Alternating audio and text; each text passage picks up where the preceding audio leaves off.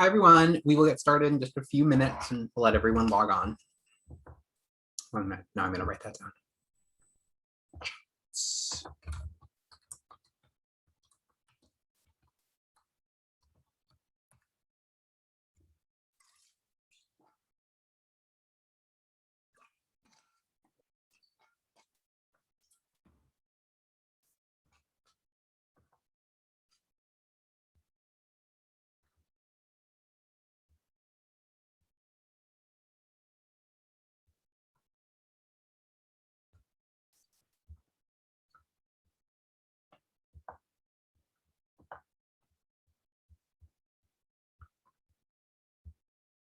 People are still joining, so we will just give it a few more minutes. I hope everyone's having a good Wednesday. Yeah.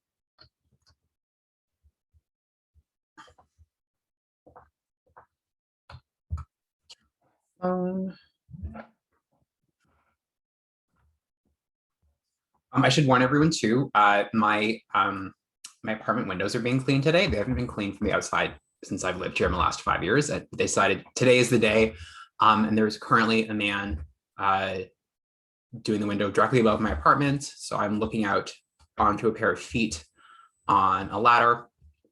If there is a strange cacophony at any point in the next hour, I apologize. The timing is too perfect because they started doing this side of the building about 15 minutes ago, and I was like, well, of course. So I'm just going to kind of go with it. But if you hear any weird background noise, timing is everything.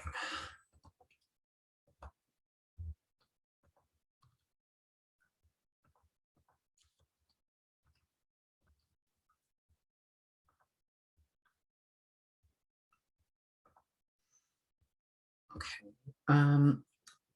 So we're still only at about 12, but I do want to actually, you know what? So we're only a minute after the start time, so I will give folks a few more minutes. Just realized I said 1:45.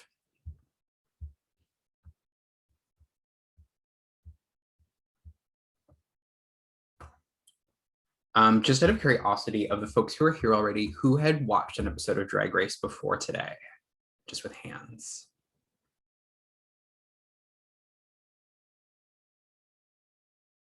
Okay, a few people. And who was this? Anyone's first introduction to Drag Race?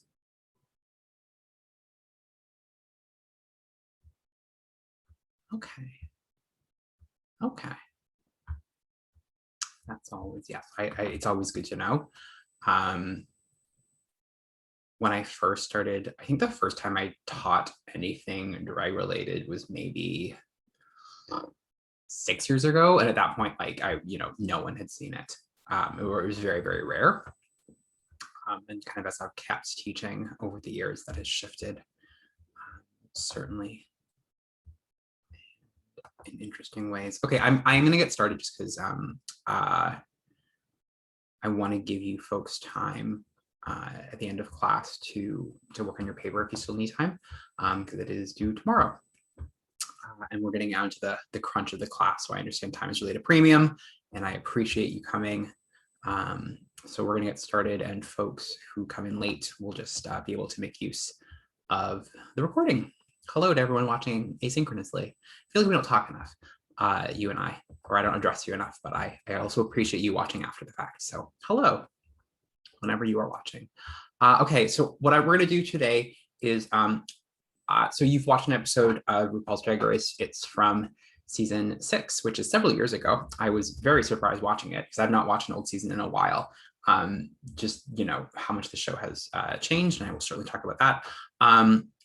first, I'm going to give my very quick and dirty history lesson on drag.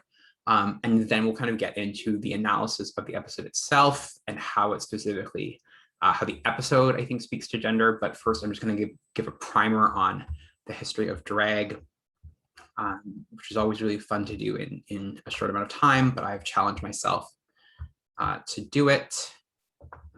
So hold on, let me get myself together. First, just a few housekeeping things though, as always. So let me zoom back. And I'm going to do this slideshow thing. So this just looks pretty. Okay, first of all, so we are coming up at the end of the class. As I'm sure you're very aware, tomorrow's our last class. Where did the time go? So one thing Brandon Yu has very kindly done is it's doing an evaluation of this course and my teaching. So if you have time to participate in the next week, I would so appreciate it. These are the instructions to do so. I also put them on, I've put them on the Moodle under today's class, and I will also put them in an announcement. This is really helpful for me for a couple of reasons. One, it just gives me feedback on how the course went. And I have often used course feedback to make changes to my reading list, to the way I do things, to assignments. So it's really helpful for me to get feedback because I will definitely be teaching in the fall, and your experience could benefit future generations of learners. The other thing, and is that I'm still a contract teacher, so I don't have a permanent position at Brandon or anywhere else. As I mentioned, I'm doing a one-year contract next year, which is amazing and probably the most stable job I've had so far.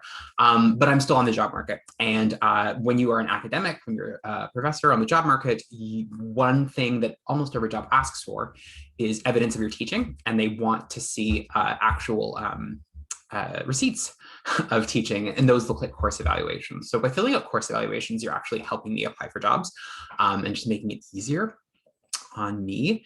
And I'm just curious to see how the class went, quite frankly, because this was, online learning is really difficult. Online learning in a condensed summer course or spring course is so challenging.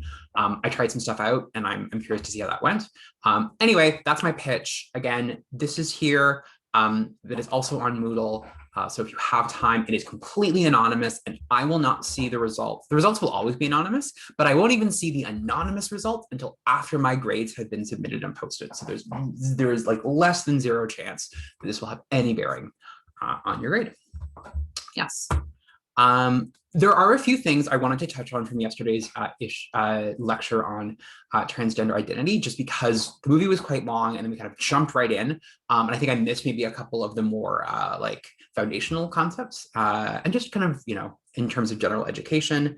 So I wanted to make sure we understand the concept of dead naming. So dead naming is when a person transitions, they very often will take a new name that reflects their new gender identity. And referring to someone by the name that they had before they transitioned is called dead naming. It can actually cause gender dysphoria to reemerge in a person who's experienced it. So it's not just inaccurate, it's also, it can be pejorative. It can also cause like really legitimate psychological damage. So we don't dead name. This is not necessarily always intuitive because there are other contexts in which people change their names, and it's not necessarily, if someone gets married and changes their name, or if someone like changes their name as like a performer, we might use their different name with much lower stakes. But in the context of trans people, we don't do this. It is considered a kind of a hostile act, and it can do damage. So we don't do that. Pronouns are something that are kind of in the news in the last decade, but obviously, for when it comes to gender identity, the way pronouns work in English, pronouns refer to, like my pronouns are he and him. Sometimes people's pronouns might be she and her. Some people's pronouns might be, both. Some people might say like you can call me he and her or she and him. Some people use the pronouns they and them. And this is often for people that do not identify with a binary gender, who might identify as gender fluid, non-binary, gender queer. But it's become increasingly common for people to just kind of say what their pronouns are. It's really important we respect people's pronouns because it is, again, it's a sign of respect. And this is just something you might hear in the news, and maybe if you weren't quite aware of the context, that's that conversation. It's also just really important, and this can be so basic that sometimes we forget. When we use the term transgender, it's an adjective, so we would not call someone a transgender, much in the same way we wouldn't call someone a gay. Although we would call them lesbian, so that gets confusing. But the point is that transgender is not an adjective; it's an adjective, it's not a noun. So we would say transgender man, transgender woman. We would not say a transgender. And actually, there's a moment in the interview, not the Katie Couric, but when Laverne Cox was on Wendy Williams, one of the things that Wendy Williams says in the first 2 minutes of the interview that's a little cringy is she says, "So you're a transgender, right?" And again, Laverne Cox with just all of the grace in the world, it kind of says it's actually transgender woman. So yeah, just if you're out in the world, that's the correct way to use that. And again, it is a sign of respect. In terms of the difference between the terms transgender and trans, identity politics are very difficult to pin down, and different people will self-identify with terms differently. Generally speaking, transgender does refer to someone who has transitioned and lives in a gender that is different from the body, from the gender they were assigned at birth. And so we typically see transgender used in the context with transgender men and transgender women. The term trans is more of an umbrella term, and might refer to someone who is transgender. It might refer to someone who identifies as transsexual, which is just kind of, transsexual is just a term that's a little older and isn't used as much, but some people still use it. Someone who is non-binary or gender fluid might also identify as trans. A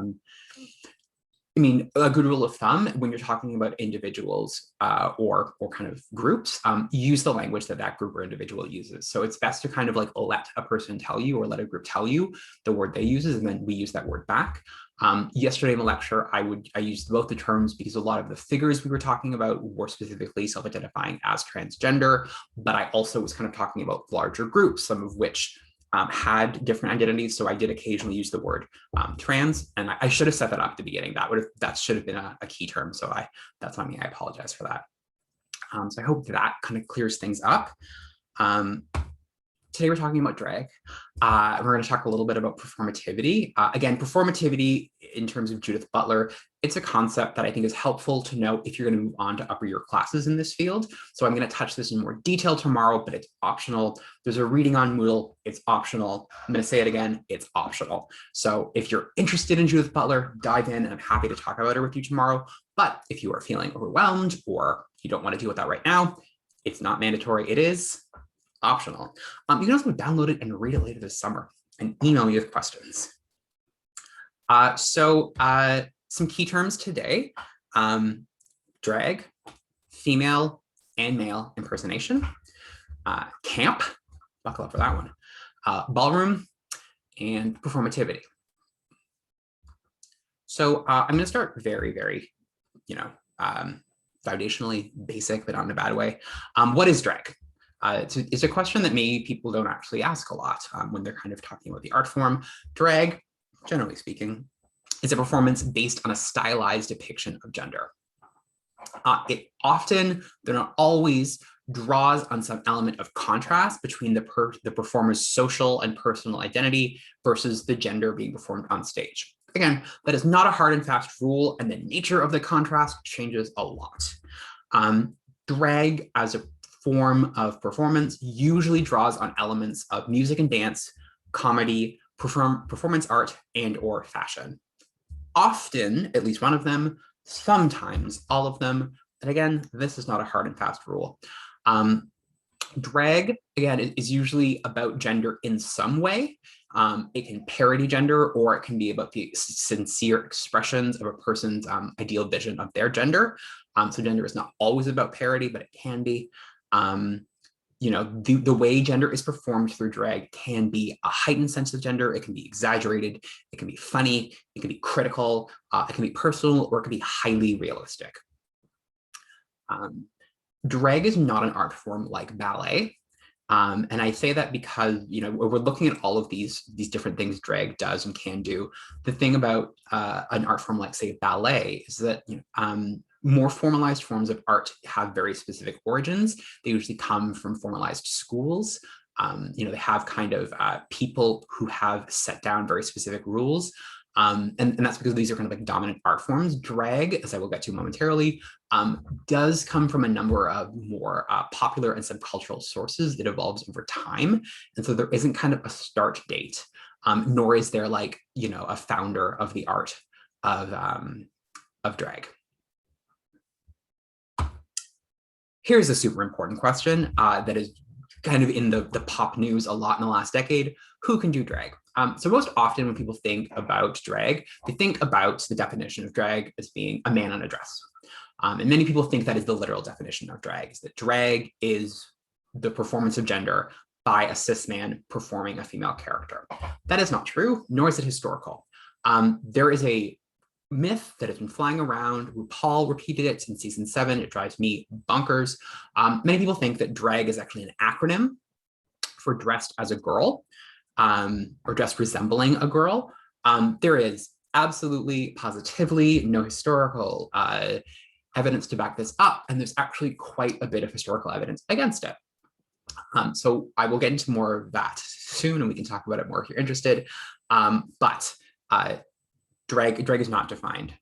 Drag's not an acronym. It's not from Shakespeare, and it does not refer specifically to being dressed as a girl. Drag can and often is, you know, a cis man performing a female character, a cis woman performing a male character, a trans woman performing a female character, a trans woman performing a male character, a trans man doing a female character, a non-binary. It can truly be like any combination of genders. It can be a cis woman performing a female character. It really can be any kind of configuration. Absolutely, cis men performing female characters is by far the most common, but that does not, that in my opinion, and the opinion of many artists, should not be a form of gatekeeping. Just because something is the most common does not mean it should become a rule used to exclude people.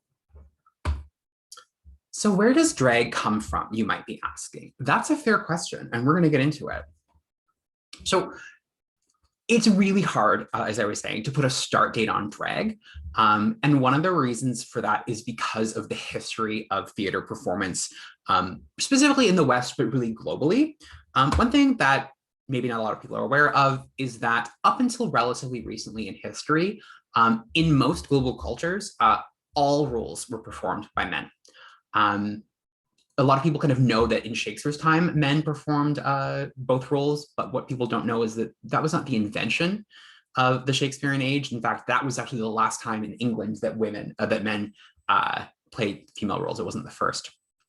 I mean, a lot of this just has to do with when you look at the history of like all professions, most professions were men only. And theater, which was considered in many cultures to have some kind of like connection to like sexuality, to be kind of like vice-based, it was like a little unseemly. Women were especially prohibited. So one of the tricky things about defining drag's origins, I mean, if we think of drag as about a man performing a female role, then in most parts of the world, drag is actually older than actresses.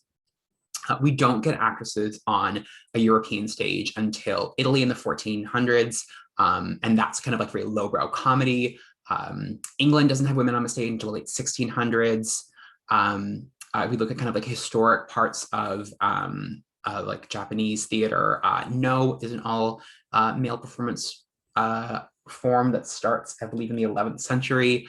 Kabuki, interestingly, Kabuki starts in the 1600s in Japan and is initially a co-ed art form, but very soon after, like less than 100 years after, it becomes an all-male art form because there is like a paranoia about the spread of prostitution and like sex work, I should say, in the performing arts.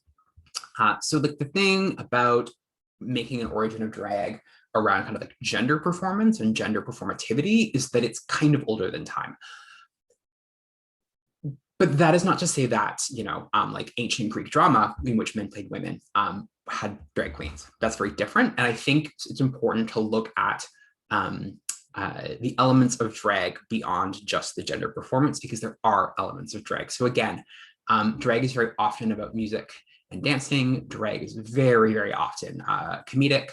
Sometimes it's about fashion. It's rarely scripted. It's usually not a play. It's very often kind of a single performer. If I said we're going to see a drag show tonight, and I didn't tell you any other information, you would actually probably know a fair amount about where we were going. So you probably wouldn't expect us to go to like a fancy theater downtown. You probably wouldn't be expecting to see Hamlet.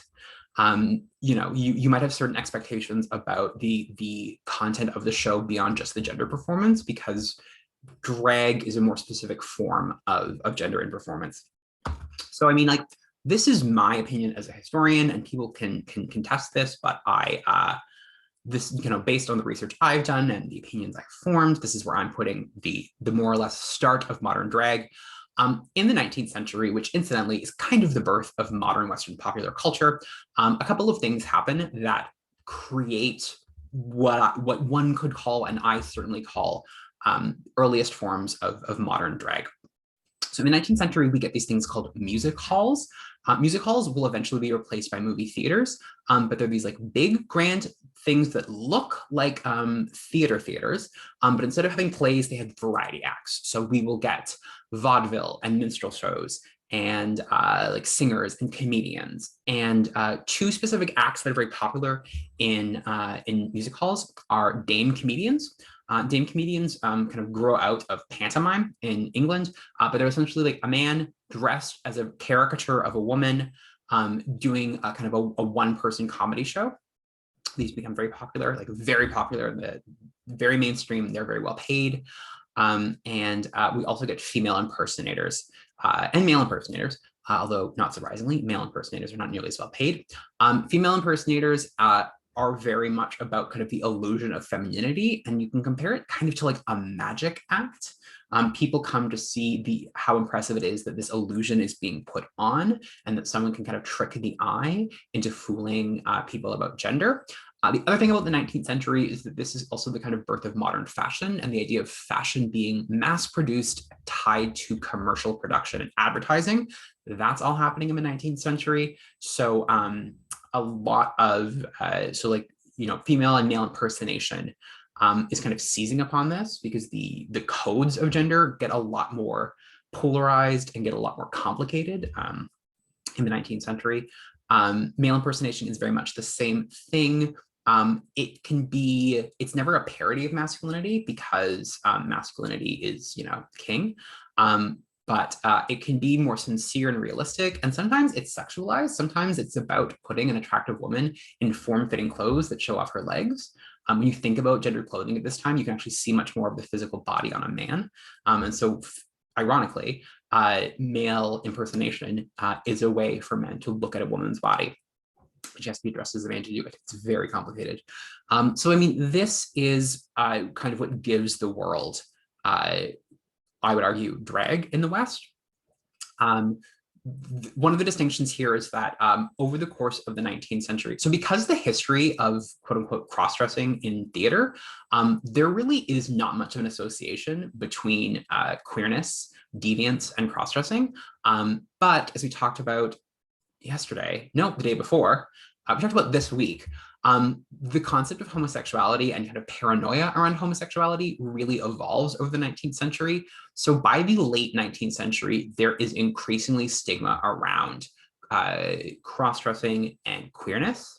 There are also, as anti-cross-dressing laws start to pop up around the world, particularly in the West, theater actually allows people to avoid these laws. There are lots of, if you can claim that you were doing it as part of a play, which sounds like such a gag, it's a lot easier to avoid measures, and theaters and nightclubs are able to maintain licenses to avoid the regular cross-dressing laws. Again, as we talked about yesterday and the day before, in the early 20th century, we do see kind of a transition and morphing of the way, again, what we today would call drag is being incorporated. because of the association with homosexuality, mainstream, above ground, popular drag is becoming rarer and rarer. And by the 20th century, in the States at least, it's pretty much gone. It does kind of like, taper off in the teens and early 20s. But we get much more like underground, urban nightclubs. Again, many of these are illegal, although not as highly policed. And there's a moment in the 1920s where we get the pansy craze, in which people become kind of interested in seeing this weird thing that queer people are doing. And queer communities are starting to kind of do drag more and more as their own form of cultural expression. So we kind of start to see the solidification of drag as being a queer art form and something that's associated with queer culture and queer identities.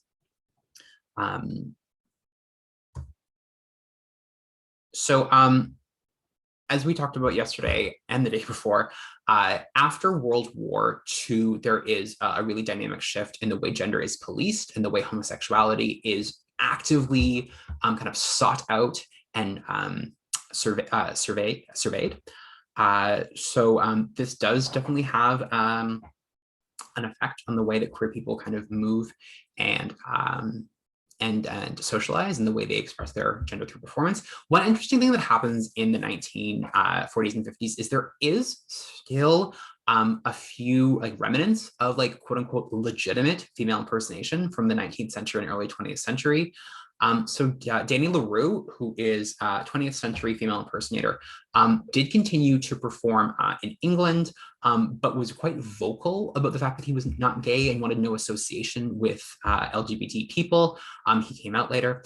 The Jewel Box Revue, which started in the 30s, started in Florida and it toured the States for several decades. It was actually kind of billed as an attempt to reclaim male and female impersonation from gay people. Many of the people performing were themselves gay, but had to keep it, had to stay in the closet. And there was this desire to kind of like this nostalgia for this old performance form that had kind of fallen out of style. And as the film talked about yesterday, it became, and part of this is a little connected to Dane comedians, but it became common for kind of stand-up comics or variety show entertainers on television to perform drag in ways that were really like parodies and mocked women, kind of creating these like over-the-top characters. This was not about expressing beauty. This was not about expressing kind of an internal femininity, but was really done like purely for laughs. In a way that like many see as being like pretty misogynistic, especially people like Milton Berle, who we see in the middle there dressed as Cleopatra. What this means for queer people and queer drag queens is that, as we talked about yesterday, drag is forced underground. In the 1950s and 60s, drag happens mostly in illegal nightclub spaces or private parties. It is occasionally given special licenses. If people can get licenses for theatrical acts, you can interestingly get licenses on Halloween to throw Halloween parties, and how Halloween balls become a really big part of queer culture in the 1950s and 60s because of the history of Halloween. Dressing up is okay. I think that's another reason that I'd love to do a whole week on Halloween. We also get the start of the pageant culture in the late 1950s. And again, because these are billed as being artistic theatrical practices that are not tied to a social life, queer people start competing in very stylized versions of drag. There's a great documentary from 1968 called The Queen, that shows like it's real footage, it's a documentary of one of these pageants, and we get to kind of like meet these like queer people living in New York in the 1950s. Really, really interesting. As we mentioned yesterday, after Stonewall, there is, I think I mentioned this yesterday, it's all kind of blurring together. But after Stonewall, we get this real push by new liberationists who want to distance themselves from cultural tropes. Tropes is not the right word. From queer culture before Stonewall, because there's this feeling of what queer people were doing in the 50s and 60s was not radical enough, was kind of all defined by the closet. And so drag is perceived as being this kind of out of date performance form. It's also really associated with transness. Again, at this point in history, the distinction we have today between trans folks and drag queens is not as sharp. Language is not involved. So many people use the term drag queen to refer, even to self-identify, if they live full-time as the gender that they weren't assigned at birth. There's just a lot more fluidity because drag really doesn't have much of a mainstream appeal. People who are super interested in respectability and appearing cis and heteronormative tend to avoid drag in general. So people who do pursue drag are either doing it because they have very few other options or because they're not interested in assimilating. So in the so one thing that's interesting, if we look at kind of like there are, you know, reports from queer people from the 1970s, or even like a film like the Torch Song Trilogy, which takes place in the early 70s. This is about a drag queen. There's a film about it in the late 80s. It's fabulous. Is that there was a lot of writing and talking in the early 70s, people assuming that drag is just going to die out. Is that like now that gay liberation has happened, they're going to have no use for us, and drag is kind of on its last legs and it's going to peter out. This doesn't happen. Drag continues. In the 1970s, we get, you know, John Waters really kind of has like a heyday in terms of like independent underground cinema. Outrageous is this like wild movie about a Canadian drag queen based on an actual Canadian drag queen named Craig Russell. It's set in Toronto. He lived in Toronto. It's on YouTube. Watch it. We also get things like the Rocky Horror Picture Show. So we get kind of like a new generation, and even to a certain degree, the old generation still enduring, and there is a maintained interest in drag as kind of a symbol of queer identity and a symbol of not ascribing to straight gender norms, even though that is really put at odds with the movement itself. I'm going to jump ahead to 1990s. What happens in the late 80s and early 90s is we get this moment in film called new queer cinema. Basically, this is in cinema, the late 80s and early 90s is kind of the start of the modern, what's it called? Film festival circuit, thank you. These tend to kind of produce things that are not as, that Hollywood maybe will not back. And so people are able to kind of experiment and do kind of like prestige pictures and kind of look at things that are outside the norm of Hollywood in the 80s. And queer filmmakers actually really seize on this. And so queer cinema starts to get recognition amongst critics and kind of like highbrow people in the mainstream. And so this leads to a couple of movies. And the ones that I want to point out are Paris is Burning and Priscilla, Queen of the Desert. Paris is Burning is a documentary from 1990 about the underground ballroom scene in the 90s, which gives us things like voguing. Balls are parties and performances put on primarily by Black and Latina or Latinx queer people living in like New York, Philadelphia. This one is set in New York. And you know, it's a mix of kind of like fashion and voguing, which is a style of dance, which comes out of this New York ball scene. This movie becomes huge. Madonna takes voguing, steals it, and makes a song out of it, and people think she invented it.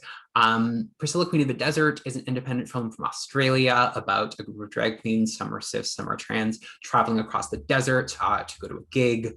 But in general, new queer cinema creates this interest in gay culture amongst straight culture in a way that hasn't really happened before. Again, we're now 20 years out from Stonewall, so there has been some progress made. We're also 10 years out from the AIDS epidemic. So the attitudes and the visibility of queer people is really different than it was 20 years before.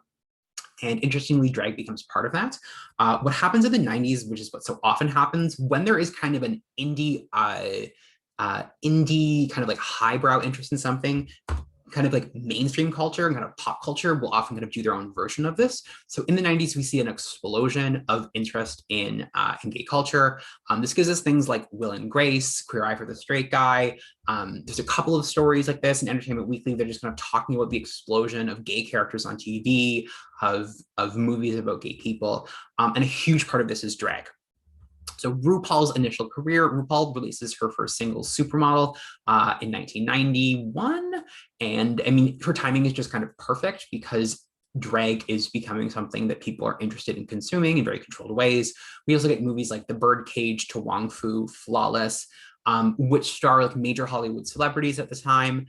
Patrick Swayze, Wesley Snipes, Robin Williams, Gene Hackman, Robert De Niro, all do drag movies. And so drag becomes this kind of cultural phenomenon, not in the way that it is today, but certainly it is being consumed by straight people, and versions of it are being produced by straight people for straight people. And that really kind of primes what comes next, which is Drag Race. I've written and I've talked about Drag Race a lot, and one of the misconceptions is that Drag Race kind of comes out of nowhere and it's this kind of wildfire overnight success. The reality is that like we can kind of see like there is a pretty steady progression of drag's popularity, and certainly the 90s pop moment really primes it for this. But drag takes this and runs with it, and certainly its level of popularity is worth noting. Drag Race has just finished its 13th season. It's led to, it now has like 3 annual conventions, which draw like hundreds of thousands of people. There is like a steady touring industry. It's actually really transformed the economic reality of being a drag artist. If you are able to get into the franchise itself, if you're on Drag Race, kind of changes your life in terms of the earning power you're able to have, because you don't just do the show. I mean, you tour theoretically until you can't physically tour anymore. The show has spawned multiple tours, and then individual queens will also tour. The top right corner is Peppermint at a Toronto nightclub. I took that maybe 4 years ago. It's like one of my favorite pictures. Audiences have been really transformed by Drag Race. Like the concept of like viewing in public, like viewing parties, people kind of getting together and seeing Drag Race. Drag Race has also really transformed people's expectations of drag. Oh, that should be later. I'm sorry. So a couple of things. Yeah, so like there are effects of Drag Race beyond the show itself. So like one thing is it's led to a drag baby boom. I believe Bob the Drag Queen coined this phrase, but the fact, or at least to my mind she has, but the fact that because of Drag Race's popularity, there has been an increase in people interested in doing drag. Drag Race has largely removed the stigma of drag as being something that is like unsexy or not to be taken seriously. And so, we have like way more performers who want to become drag queens. So there is a boom in that. Around season 8 of Drag Race, and Bob talks about this, is that because the show has been on for 8 years, we start to see queens who were inspired to do drag by earlier seasons of the show, who grew up watching the show. Audiences also increase because of this, and audiences become trained by Drag Race. So the majority of fans now who like drag, if they have, I've probably seen it live at some point, but were first introduced to drag through a TV show rather than a live art form, despite its history as a live art form. And that can be kind of a double-edged sword, because very often, fans will not really be interested in supporting local artists, or if they do go to those shows, they have the expectation that it's going to kind of look and feel like a professionally produced TV show with a TV show budget. There's been a real academic interest in drag. Studies have come out, books have come out. I edited a book last year, doing a little plug on RuPaul's Drag Race. Mine was not the first. There have been many before. There are many coming out after and during. Drag queens are popping up in other forms of media. A Star is Born had multiple drag queens. Shangela became the first drag queen to walk the red carpet at the Oscars. We also get kind of like larger phenomenon like drag queen story time, drag queens getting booked more and more to host pride events, and a general proliferation of drag in mainstream culture and in gay culture, because again, drag has largely been stigmatized as kind of being too feminine, not heterosexual or heteronormative enough for much of queer history. And then of course, drag is continuing to grow, and there's some interesting things happening because it's become very global. There have been multiple spin-offs. So now we have Drag Race Spain, Drag Race Thailand, Drag Race UK, Drag Race Canada, Drag Race Holland, Drag Race Down Under, so Celebrity Drag Race. I'm sure there will be more very, very soon. And so this has become like quite literally a global phenomenon, and that has some interesting resonances with the way a very American, Western, most of these places are still in the West, not all of them, but many of them. But there have still been conversations about the way that Drag Race kind of imports a very American style of drag and forces local queens to conform to it, so that there's an interesting homogenization going on of what drag's allowed to be. The question is who gets left out in these conversations. Drag Race is great if you get booked on the show, or if you look enough like a drag queen on Drag Race, that you get kind of some of the trickle down of that fame and popularity. As the episode we watched, I think, talks about, there is still a very specific focus on a like hyper feminine and very, very particular version of what femininity needs to be. The waist needs to be a certain proportion, the aesthetics need to be a certain proportion. You have to be able to kind of pull off glamour, even if that's not your go-to. Certainly, this has not been extended. The success of Drag Race doesn't extend to drag kings, to non-binary performers, to performers who just kind of perform something that is not trying to be as either as kind of like male or female, or just not quite as like quote unquote polished. Drag Race has a really problematic history with its trans contestants. So even people who performed on the show in the past have had issues with Drag Race's kind of gatekeeping of drag as like initially being seen as anti-trans. Recently, RuPaul has kind of rolled that back and allowed the first trans masculine contestant to perform. Gottmik performed this year. It was fantastic.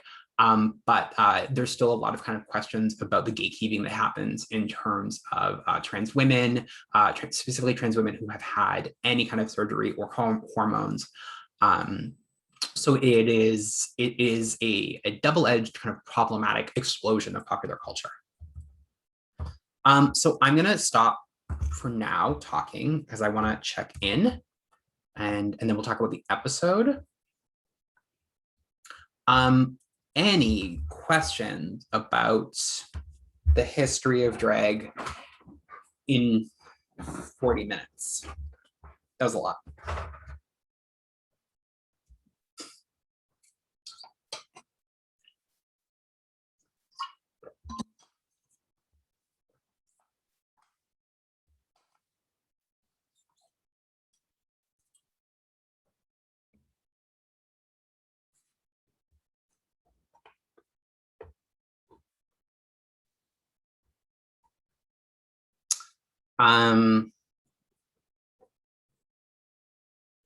So okay, I don't see any questions, but again, they may come, and that is fine.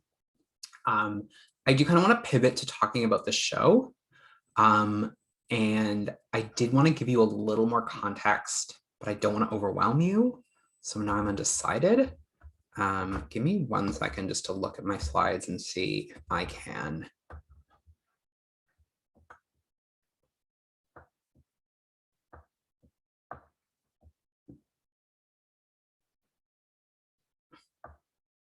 Okay, yeah, here's what we're gonna do. Why don't we, oh, wait. Okay, great question. The stereotyping or pressure we put on women to be beautiful are now being applied to drag. Yes, you could absolutely argue that, and you would probably be right. Yeah, I mean, we see this. So on the episode we watched, there's this comment. Adore, who does Anna Nicole Smith, has been told in past episodes that she needs to cinch her waist. Because her silhouette when she puts on drag, Adore is like fairly like fit or slim. So it's not even a question of being like overweight, but just the proportions of Adore's body as a cis man don't read enough like a classic hourglass figure, and she's not the only person. This happens on the show not infrequently. And so like Bianca gives her a waist cincher, and that's a corset that quite literally like cuts into your, it's a corset that cuts into your sides and creates creates an artificial waist. And then most drag queens use pads to create the illusion they have more like feminine hips. And by most drag queens, I mean drag queens on the show. I mean many drag queens off the show too. Yeah, so this and even on the episode when she goes out, Michelle kind of talks about that her like the length of her skirt is not correct. And just the fact that part of the show is they come out and they perform like glamour and beauty, and then are critiqued, and it's pretty normative critiques of beauty. And so it is things like, do you look good enough? Do you look polished enough? And kind of, are you ascribing to are you ascribing to a pretty standardized beauty norm? Whereas, you know, my experience of like live drag, and especially live drag before Drag Race, is that there was a lot more like options. Like that's all an option, and like there are queens who super want to do that, and like that is fine. But to make that like a disqualifying thing, I'm like I think my favorite queen in Toronto, her name is Allison Chains, and she's auditioned for Drag Race Canada. I don't know if she's going to get on because Allison's thing is she does not pad, and she has a hairy chest, and she is exposed, and she's not kind of interested in doing this kind of like hyper femme illusion thing, because it's not really her thing. And she's talked about the fact that people have told her that she has to pad because, you know, you're not doing drag if you don't do X, Y, and Z. Yeah, so the pressure of like accurately performing femininity is applied to drag artists as well.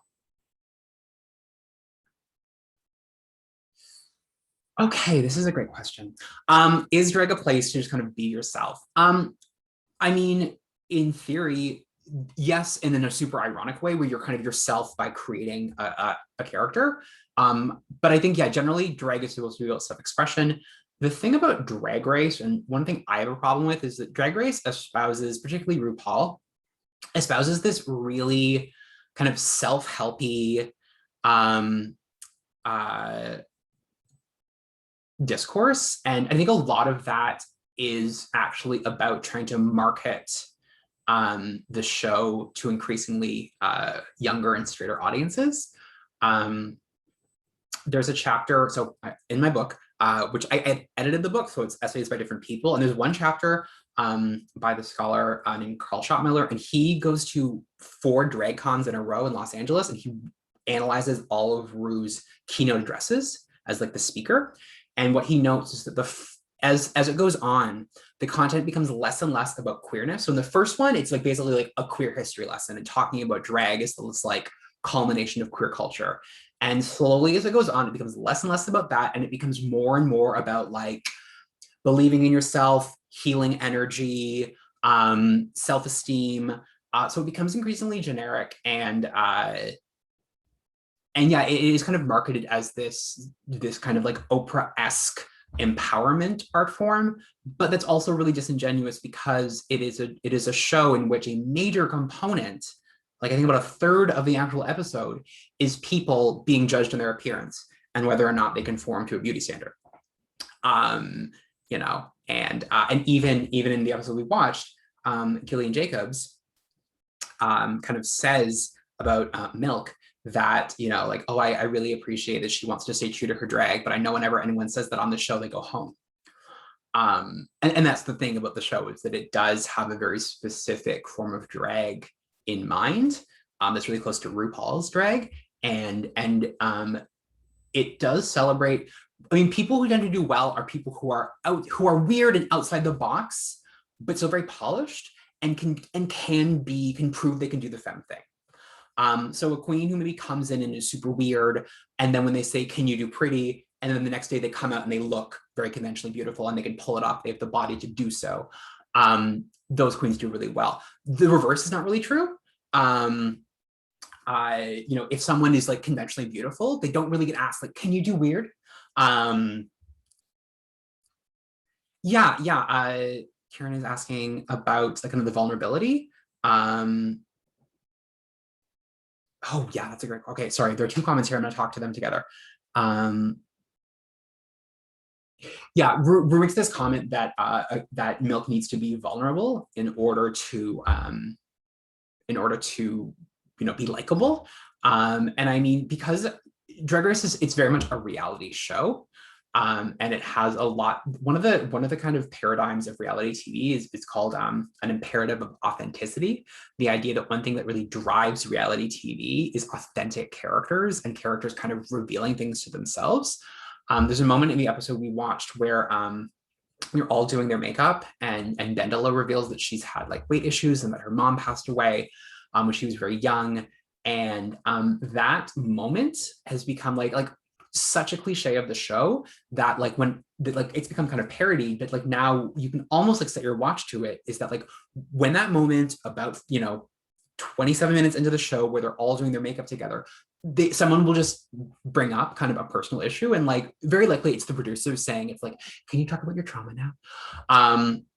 Because that is part of the show's appeal, is to kind of supply that, that there's a certain like voyeurism to it, and certainly part of what the queens are judged on, ironically, is not just their performance skills, but also their ability to kind of create a strong reality narrative. Queens that don't divulge a lot of information, or queens that just don't kind of like fit into a trope that the show can use well, don't do as well. And they're often kind of pressured to do well, or pressured to just kind of like cry. Yeah, and Karen, to your point, it does seem really problematic because of the way they are. And this is another aspect of reality TV, and this is something Drag Race really inherits from things like American Idol or America's Next Top Model, like the Americas, is that part of the show's entertainment factor is the critiques. And I mean, like the judges, particularly Michelle, who's kind of become like, she's the Drag Race Simon Cowell. There's an awareness that that's for the camera, and that that these like biting remarks and kind of like cutting the queens down has entertainment factor, and that's really fucked up. And yeah, that's a big part of it too.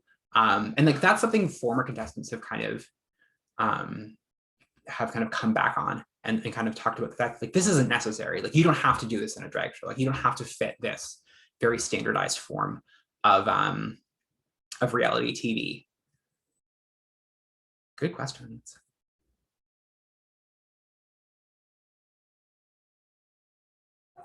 Oh, here we go. Someone's talking about Gia. So Mackenzie's saying Gia made a comment at the end as she would leave and saying you're all still dudes, something along those lines. I believe she has come out as trans since, and then maybe even talked about it one season. I didn't watch the beginning of the next episode. Yeah, okay, great question. So yeah, Gia comes out as trans in the same year that the episode, that season came out, but I don't think she came out by the time, at the end of every season, there's a reunion and all the eliminated queens come back, and she wasn't out at that point, but she competed in a season of All Stars in which she was out as trans. Yeah, the comment about, it is so interesting, the optics of that comment, and about Gia, because we know that Gia will later come out as trans, making that comment, which I think is directed at Milk. I almost always say Gottmik because they're very close. The fact that like Milk comes out dressed as boy RuPaul, which I think is kind of brilliant. And in earlier episodes, one of the reasons that one of the judges were saying, it's like, I've seen this before, is that that was the first time that Milk came out kind of explicitly as a boy, but like most of his drag up until that point had been kind of more like gender fuckery. So like he came out as kind of like this stylized Pinocchio once, or he came out as like he had like a beard once, and but was like kind of like ethereal. So and there's a lot of comments from the other contestants being like, I don't get it. Yeah, so like Gia's perception there is interesting and like weirdly normative, and I think kind of speaks to a particular experience of drag as being, because as she's being eliminated, she kind of says like, if you look up drag, it means being dressed as a girl. And I'm like, no, Gia, where did you look that up? So yeah, it is a really complicated moment. And one of the reasons I picked this episode, to be honest, I did struggle as to which, I knew I was going to do Snatch Game, but I really struggled with which episode. But I thought that moment, both in terms of like the way they receive Milk's drag, and that it's funny too, over the course of the show, the way boy drag is received on the show.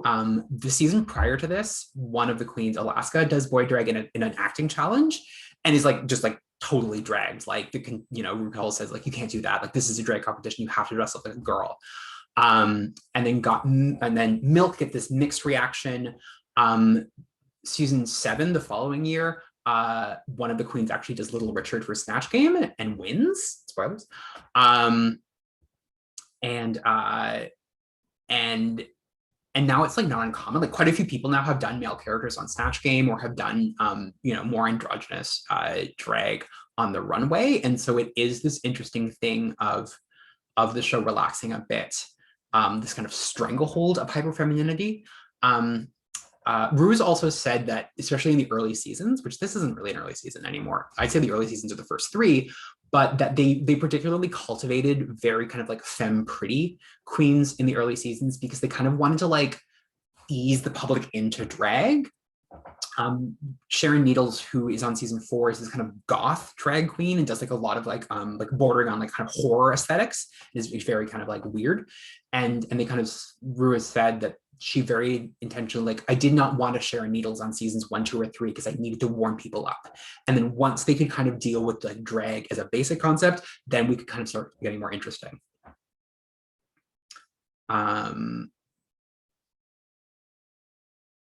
Okay. Yes, so I think that the idea that Sasha Velour won only a few years later is really interesting, and I think Sasha is really a nod to this kind of more like art house, intellectual drag that like obviously I love. Sasha considered briefly doing Judith Butler for Snatch Game, so she's my favorite. Karen is asking a really important question, and I think everyone should write this down. If you were interested in starting the show, here's how I would suggest watching it. Start on season 4. Okay, watch seasons 4, 5, and 6. Then go back, watch seasons 1, 2, and 3, and then watch the rest in order. That is my personal opinion about the kind of the best way. 4, 5, and 6 is kind of the golden age, and it's, I think, the most balanced. And 1, 2, and 3 are great, but they're a little rough. And the upper seasons are like fine. They're a little too polished for me. The most recent seasons haven't really done it for me.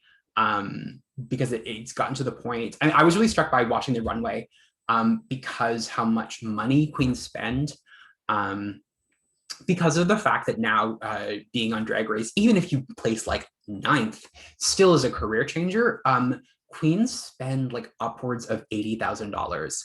I mean, that's pretty extreme. Like I think the average is closer to $40,000, but on their runway gowns. So they will take out loans so that every time they walk down the runway, they're walking down like in $1,000 couture gown. Whereas in the earlier seasons, and certainly I think in this, it seems a lot more like a queen might purchase specialty 1 or 2 items, but for the most part, people just kind of brought what they had. And I'm generally, maybe not surprisingly, more interested in like the performance and comedy side of things. But I generally also like drag when it's a little like rough around the edges and feels a little bit more like you're in a gay bar. That's why I like Drag Race UK. I want to, one more thing I want to talk about before I pivot into lesson number 2, and I'm going to try and talk about camp, is yes, good point, Mackenzie. It was way more common in earlier seasons to do sewing challenges where like so the challenge this time was Snatch Game. In every episode, there's a main challenge. And in earlier seasons, they would have like 3 or 4 episodes where it was like, this week you're making a dress from scratch. And now they do that about once a season. I think a big reason is that the products, it's a great challenge and it's fun to watch them do it. It's really hard to make a dress from scratch in 2 days, even if you're a professional costume designer. Most drag queens aren't. Some are.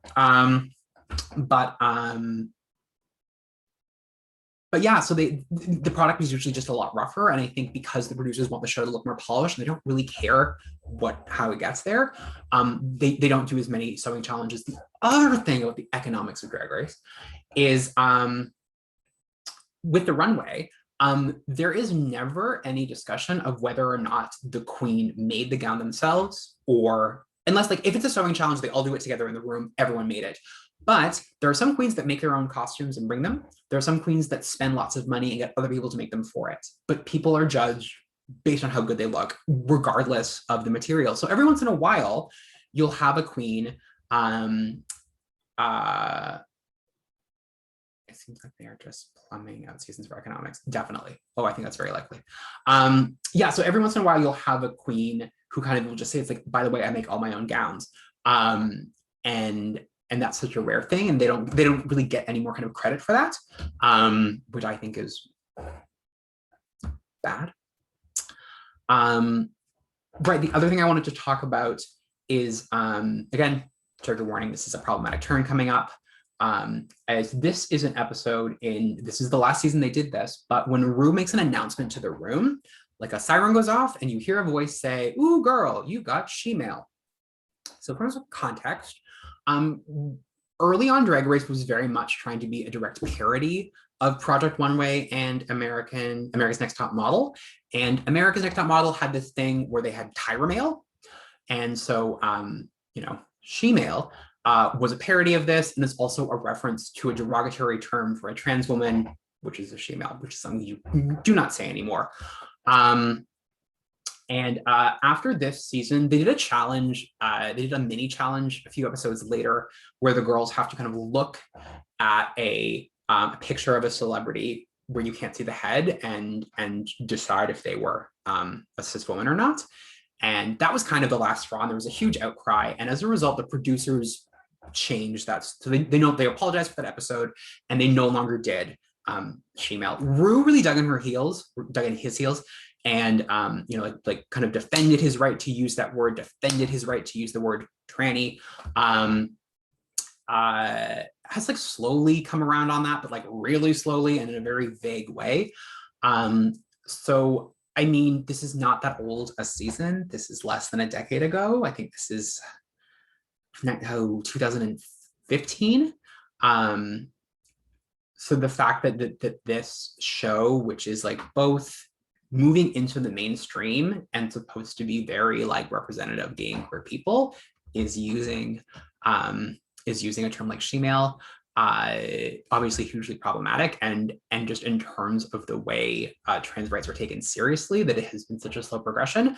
It's also really heartbreaking to think about. I mean, so Carmen Carrera, who we saw yesterday on Katie Couric, it's a lot of K sounds. She was on season 3, and she had to sing a song that RuPaul wrote called Tranny Chaser. And she's kind of talked about, she was not out as trans at the time of the show, and she hadn't transitioned. And she's talked about what it was like for her to kind of like have not only hear those words, but have to say them, and to kind of make the decision. It's like, I don't want to out myself. I don't want to hurt my chances on this show, and I just have to go with it. So, I mean, I have to imagine what that was like for Gia. I don't know where she was on her self-identity kind of journey at the time, but like theoretically, if she was closeted, identifying as a closeted trans woman, I mean, quite a few contestants who've come out since being on the show. There's a lot of contestants who've come out as trans or non-binary since after being on the show, who kind of talk about that experience of Drag Race. So, there are critiques of drag, that drag is transphobic and misogynistic. And I think those are really valid. And I think there are, I mean, my point of view is that like inherently, I don't think so, because I think there have been so many trans and non-binary people who have like turned to drag and who were really foundational in creating it as an art form.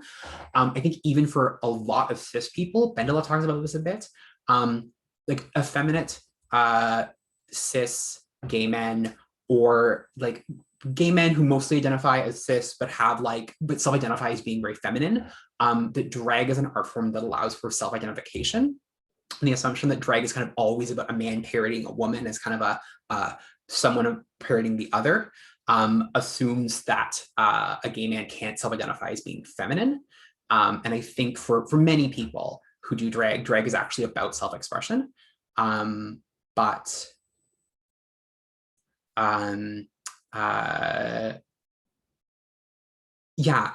that is not to say that drag therefore is like bulletproof from transphobia, because like drag can be transphobic, and there are very transphobic drag queens. There are also misogynistic gay men, and I think the film talked about this yesterday, the fact that like so unfortunately so much transphobia and misogyny comes from within the gay community. Someone is asking if I don't know, this is an offensive question, but yeah, how many of them are straight and cis male? So so far there's not been so far there's not been a straight contestant on Drag Race. There was one pansexual contestant on a UK season, but otherwise they've all self-identified as gay or queer. I think at this point in the show, we're to assume they're all cis. And really slowly over the course of more recent seasons, queens will come out as being non-binary or trans. But I mean, as far as I know, excuse me. Oh, I have to do a quick check. Who was on this season? I believe this particular season, all the queens identify as cis except for Gia, and possibly Adore identifies as non-binary, but I would have to check on that. But yeah, I think just the way that Drag Race presents itself as, especially in the early seasons, we are led to believe that they're all cis gay men. Cool. I'm gonna do one really ridiculously quick thing. This is too much to jam in, and I'm sorry, but I just can't help myself. And because we watched Snatch Game, like I kind of just have to go there, and I'm sorry. So here it comes. Sorry,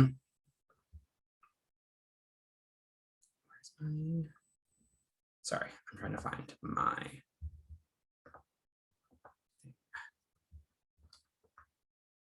One sec. Zoom is giving me trouble. Screen. Here we go. Okay. Right. So I mean, I think one thing that I think is interesting about drag in terms of the history of that I talked about is that drag does actually showcase multiple styles of drag. And it is sometimes absurd that we call different kinds of drag. So, you know, there is that kind of the fashion runway element, which certainly has some intentional callback to Paris is Burning and the ball system. Snatch Game kind of shows like the comedy side of drag. We also have like lip syncing and like live style performing. For me, I think that's also something to take into account, and the idea that like there are so many different things that count as drag. I often, when someone kind of says like, that's not drag, drag is lip syncing, or drag is wearing heels, or if you don't have hips, you hope you're not doing drag. You know, can you imagine if a tap dancer went up to a ballerina and said, what you do isn't dance. Dance is making noise with your feet. And if you're not making foot noise, you're not dancing. Which is ridiculous. And we just understand that dance is a very large umbrella of lots of different art forms. And I think drag operates the way, but I don't know that we're always super aware of that. And there is this weird gatekeeping. So I want to talk about Snatch Game, and I want to talk about why I think it's such a popular episode and why it gets to, I think, what is really at the heart of a certain style of drag, which is that kind of like comedy style of drag. So diva worship is a cultural part of queer culture and has been arguably since at least the 1950s.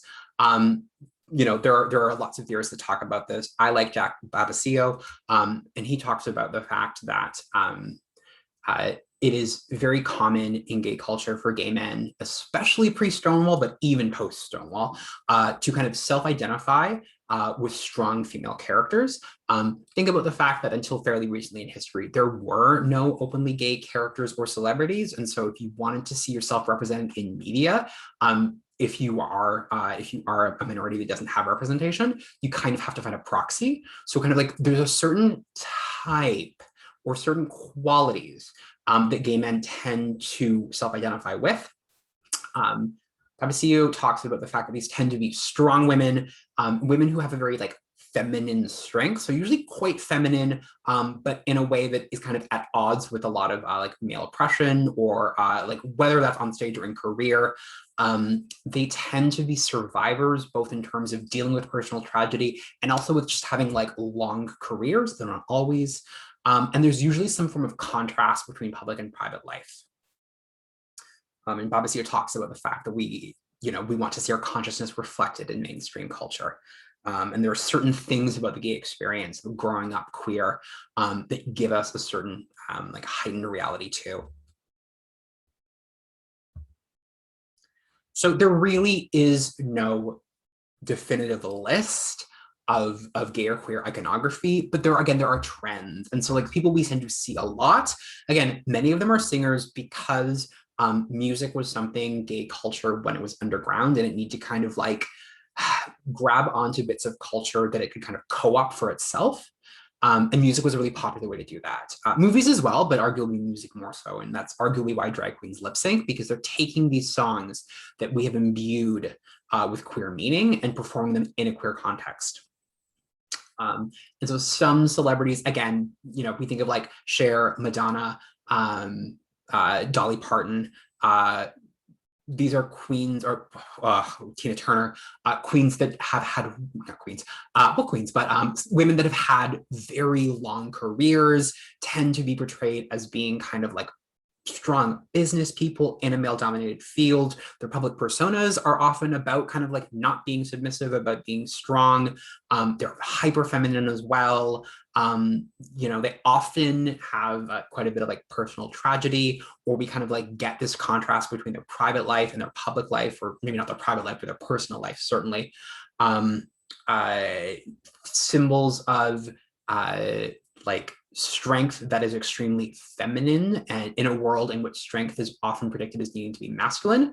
So we think of figures like Beyonce, again, Madonna, I would argue Dolly Parton has a very like kind of like strong women persona in a way that's hyper feminized.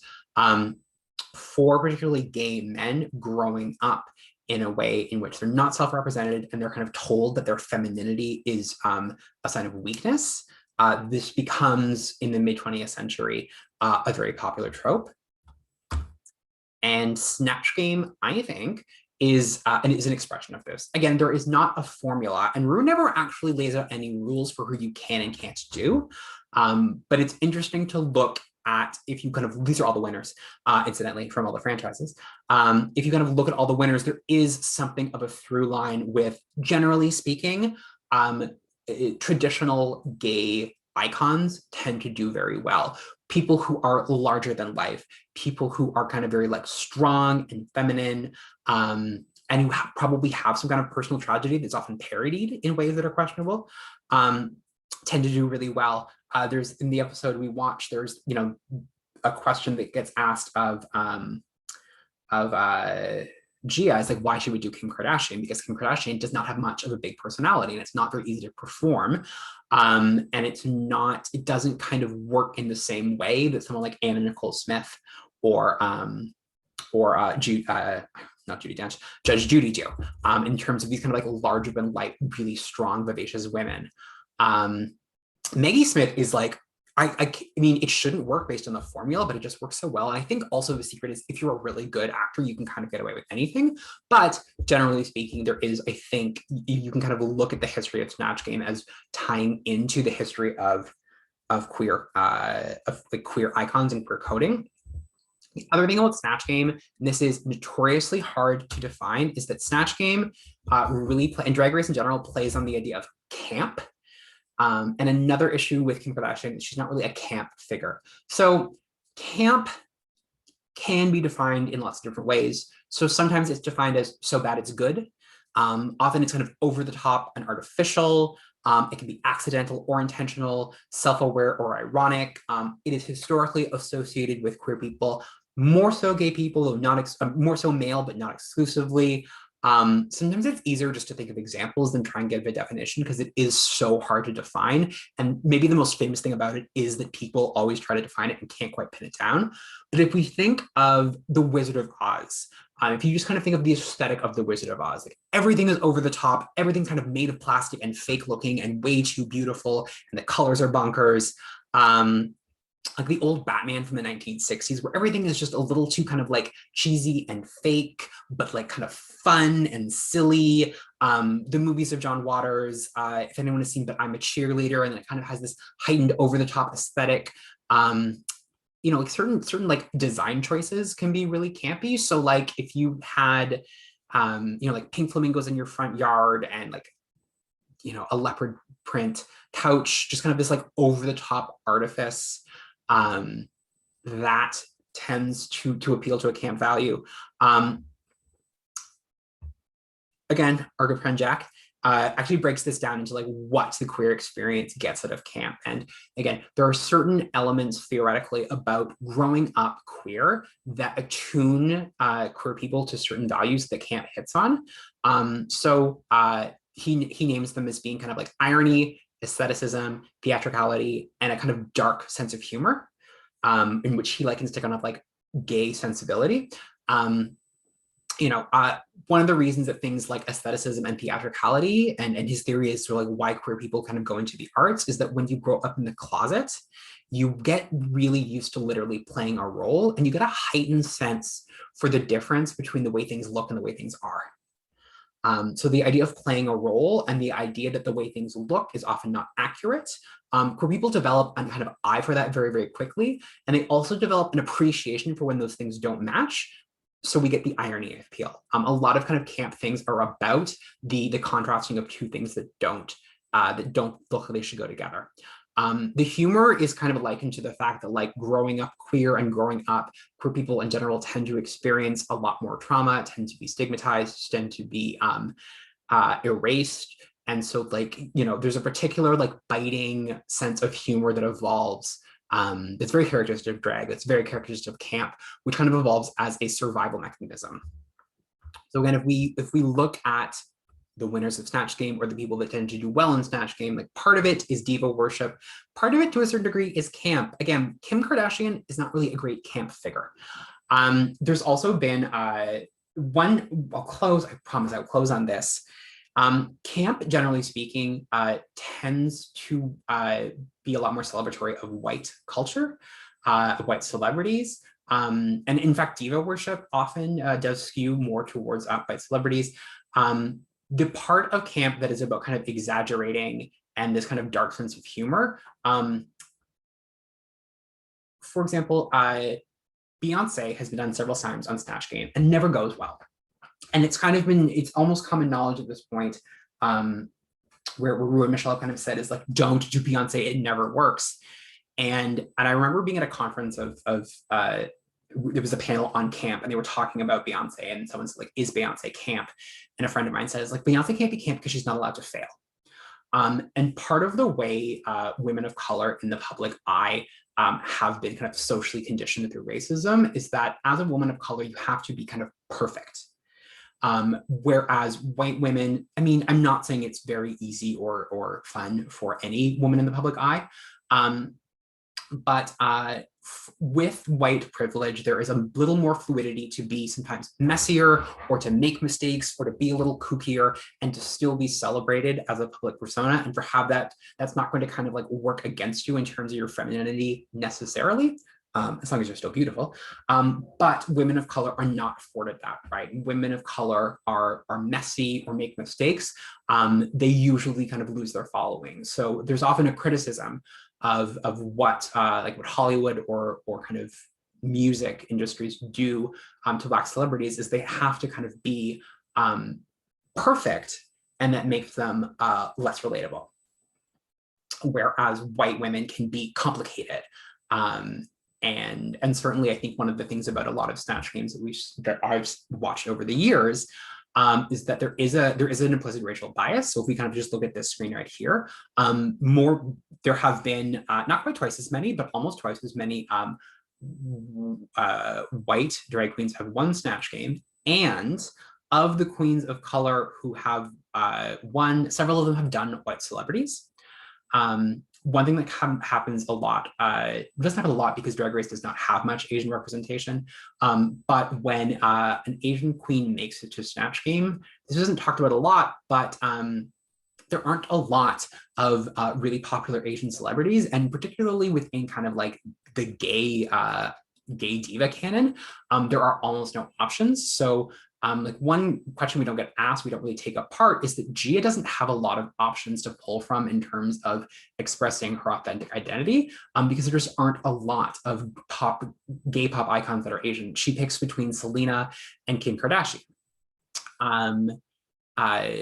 Kim Chi actually created a fictional character.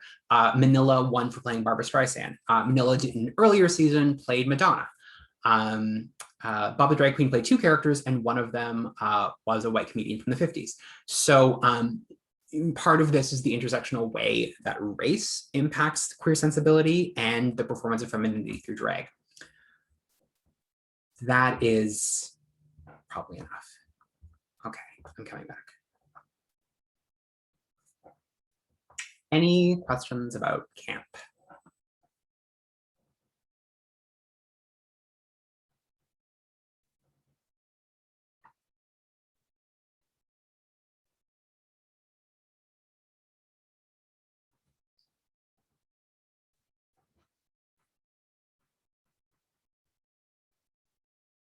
Okay. I know that's a lot. I just kind of wanted to put it out there, especially because we watched this episode and just because I think it is an interesting topic. And for people who are kind of interested in watching Drag Race with an increasingly critical lens or watching kind of queer culture, I think this is a good case study to do that. In terms of looking at, because we look so much about the representation of gender in media, I think looking at not just the representation, but the performance of it in such a stylized way is helpful. So I think, you know, if you're wondering how to integrate this into something further, I think that's helpful. I also just wanted to do it because this is my research and I wanted to kind of share that with you all as we kind of wind up the semester. It's weird to call 3 weeks a semester, but that's what it is. Yeah, so I hope you got something out of that. I hope that was fun. It was fun for me. Thanks for letting me do it. Okay, I'm gonna wrap up so that you have some time because I promised I would. And thanks, Karen. Is there anything else I want to share? I'm gonna do Judith Butler tomorrow in entirety because that was just so much. And I know that. So don't worry about that. I want to just remind you, I'm going to do this on the Zoom just so you have the visual because it's maybe easy to remember and it'll be helpful if you watch, if you read the slides that I post later today. I'm talking slow to buy time. Okay, tomorrow is Thursday. Thursday is our last class. I have mixed feelings about that. That makes me sad. This has been so much fun. Your term paper is due. A reminder, you do have a grace period. So if you get it to me by the end of the day Friday, that is fine. There's no penalty. I'm getting help. Again, I'm getting help grading this with my TA, although I have trained her and shared with her all the stuff I told you. And I am going to double check, especially the ones she grades that come from people who have talked to me about their thesis, because you know you should be getting consistent messaging. So don't worry about that. Tomorrow, your third reading response is due. I cannot stress enough. Do not stress over this one. Submit whatever you have in its form so that you can get your participation marks, but this should not be adding extra stress to your life. And then tomorrow, we will go over your exam instructions and details. Your exam is Tuesday. The exam is designed to take 2 hours only, but you will have all day to submit. And if you want to submit on Monday, that is fine. So technically, I'm not supposed to do that, but that's cool. And you can email me questions today or tomorrow, as always. And just once again, if you have a minute in the next couple of days, if you are able to fill out your course evals, I really would appreciate it. And that's it.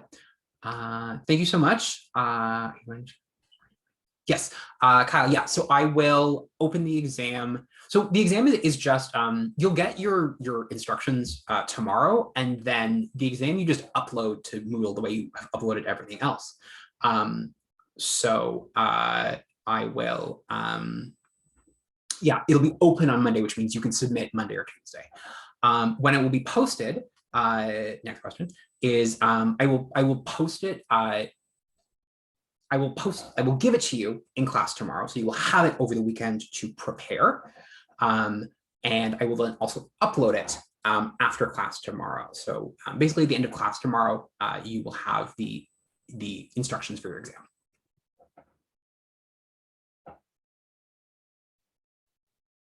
Any other questions about that?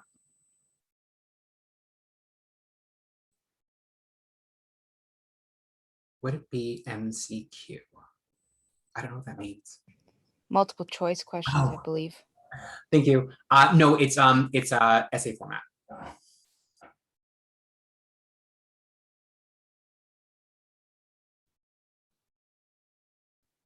Cool. I had a question about the term paper.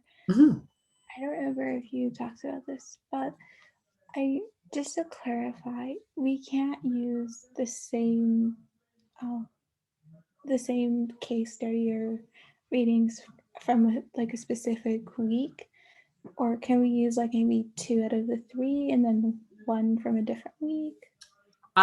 Yeah, I mean, two out of 1 week and 1 of another one is probably fine. Yeah, it's you shouldn't be using all your readings from the same day, just because then you will kind of end up just doing a synopsis. Okay. Thank you. Welcome. Just to reiterate, just to be sure I understand what you said. Yeah. So you said if we submit the term paper on Friday, by the end of the day on Friday, it will be fine, right? Yeah, absolutely. No. And late. then, okay, so you will give us the exam tomorrow, and then we can submit it on Monday. Tuesday, or Monday. Actually, you're right. Yeah. Okay, are we gonna have a class tomorrow? I mean, like a lecture tomorrow? It'll be short. I'm just gonna kind of do a wrap up, and then I will. But it'll be maybe like 20 minutes of wrap up, and then I'll go over the exam, and that'll be it. Okay. Yeah. One more question. So a cis male is a male who identifies with the birth they were assigned at gender. A trans male is a male who does not identify with the birth they were at gender. So cis really just means someone who self-identifies with the birth they were assigned at gender. Welcome. All right, folks, I will let you go. Thank you. If you have more questions, I'll hang out for a while, but we'll officially end it. And I'll see you tomorrow for the last class. And I'm really excited to read your stuff. Bye.